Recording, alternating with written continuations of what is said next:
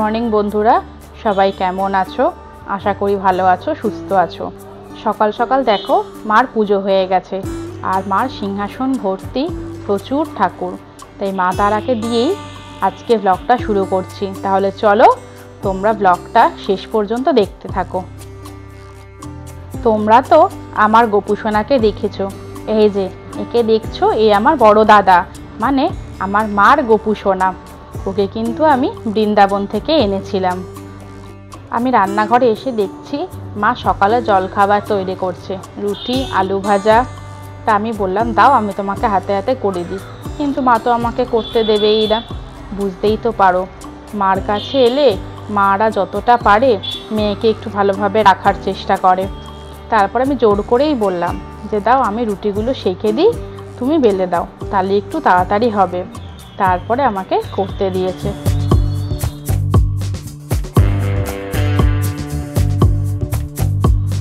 তারপরে আমি আর মা একসাথে ব্রেকফাস্ট নিয়ে বসেছি।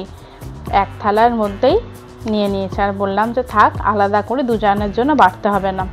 তাই এক থালার মধ্যেই অনেক দিন বাদে গল্প করতে করতে মা মেয়ে একসাথে খেলাম। তারপরে হঠাৎই মাছওয়ালা কাকু আমাদের বাড়ির সামনে দিয়ে যাচ্ছিল, আর মা তো বলছে কি মাছ খাবি, কি মাছ খাবি। তো যাই হোক, তারপরে সেখান থেকে তোপসে মাছ নেওয়া হয়েছিল। ওই জন্য ওই কাকু এখন বড় দেখে দেখে তোপসে মাছগুলো বেছে দিচ্ছে। আর জানো তো, এই কাকু কিন্তু আমাদের খুব পুরনো। এই কাকুর থেকে প্রচুর মাছই আমাদের নেওয়া হয়। আর দেখো, এমন ওয়েদার শুরু হয়েছে, সমানে বৃষ্টি হয়ে যাচ্ছে। অবশ্য বলেছিল 3 দিন পর পর বৃষ্টি হবে। তারপরে দেখো, আমার মাও না আমার দেখা দেখি ছোট্ট ছোট্ট কতগুলো গাছ রেখেছে। এই যে লাউ শাকটা দেখো, বেশ লতি লতি ওপরের দিকে উঠছে। তুলসী গাছ রয়েছে, আর আমাদের মতোই কিন্তু মা একটা নাকচাপা গাছও কিনে এনেছে। তারপরে কাকুর মাছ কাটা হয়ে গেছে, আমাদের দিয়ে দিল। আর লাস্টে জানো তো, এই যে একটা মাছ দিল, এটা কিন্তু ফ্রি দিল। বুঝতেই পারছো, খুবই ভালো রিলেশন।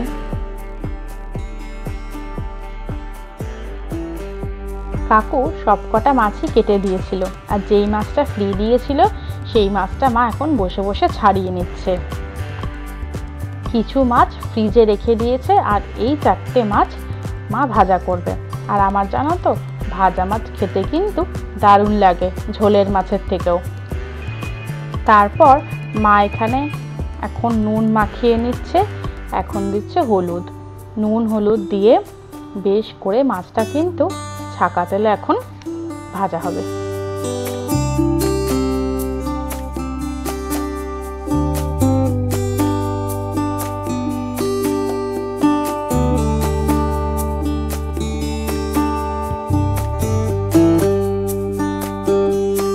মা তো কড়াইয়ে তেল দিয়ে দিয়েছে, আর এদিকে আমার প্রচণ্ড জল তেষ্টা পেয়েছে।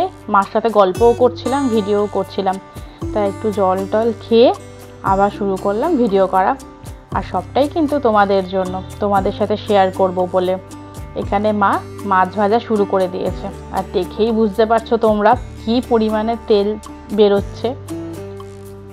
তোমাদের সঙ্গে কিন্তু ওর আলাপ নেই, ও আমার এক ভাই। ওর ভালো নাম হচ্ছে দীপসাগর, আর ডাক নাম হচ্ছে দীপু। তো ও এসছে, আমি আসলে ও আসবে, ডেকে ডেকে কথা বলবে। ওকে আমি প্রত্যেক বছর ভাইফোঁটা দিই, মানে খুবই নিজের ভাইয়ের থেকেও খুব ভালো সম্পর্ক। তো ও তাই এসছে, তাই গল্প করছে, কবে এসছো, কদিন থাকবে, এসব জিজ্ঞেস করছিল।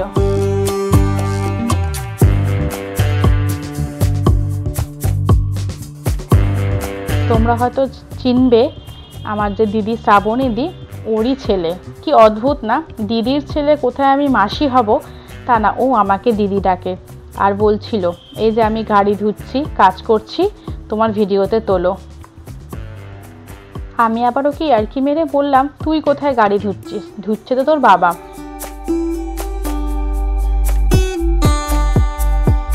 তারপর দুপুরবেলা খেতে বসলাম। মা যে মাছ ভাজাটা করেছিল, ওটা এখন একটু ভালোভাবে গরম গরম করে নিচ্ছে। আর এটা জানো তো আমার খুব প্রিয়, উচ্ছে আলু ভাজা। মানে গেলেই মা আমাকে এটা করে খাওয়াবে। আর অনেক দিন পর মার হাতের রান্না, আলাদাই যেন একটা শান্তি বলো।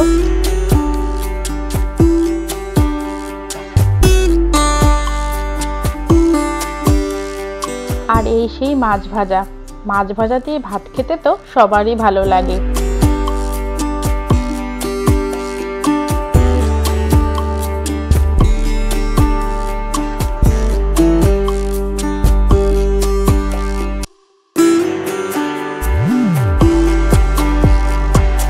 তাহলে চলো মার সাথে গল্প করতে করতে লাঞ্চটা কমপ্লিট করে নিই। এই মাত্র জাস্ট মার বাড়ি থেকে এই বাড়িতে এলাম। এখন এই যে শাড়িটা কেনা হয়েছিল নিচে, ওটা মাকে এখন দিতে যাই। চলো আগে দিয়ে আসি। বাইরে প্রচণ্ড বৃষ্টি হচ্ছে, পুরো তো ভিজে ভিজে এসছি। চলো নিচে যাই, যে আগে এটা দিয়ে আসি। তারপরে এসছি একটু মেজমাদের ঘরে। তমাল পুজোর ছুটিতে বাড়িতে এসছে, ও বাইরে পড়াশুনো করে, তাই বেশ পুজোটা কিন্তু এবার ভালো কাটবে। তাই এখানে একটু সবাই মিলে বসে আড্ডা দেওয়া হচ্ছে।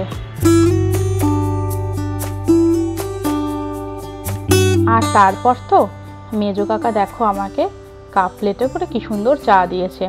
ওরা এটাই হাসাহাসি করছিল যে ওদেরকে কিরমভাবে দিয়েছে আর আমাকে সুন্দর করে কাপ প্লেটে দিয়েছে। যাই হোক, আমিও মজাই করলাম। তারপর মেজমার বাড়ির থেকে আড্ডা ফাড্ডা দিয়ে এসে এখন বসেছি ডিনার করতে। তাহলে চলো ডিনার করতে করতে আজকে ব্লগটা এখানেই এন্ড করছি। আমাকে অবশ্যই জানিও আজকে ব্লগের কোন পার্টটা তোমাদের সবথেকে বেশি ভালো লেগেছে। তাহলে চলো আজকের মতো এখানেই শেষ করলাম। টাটা।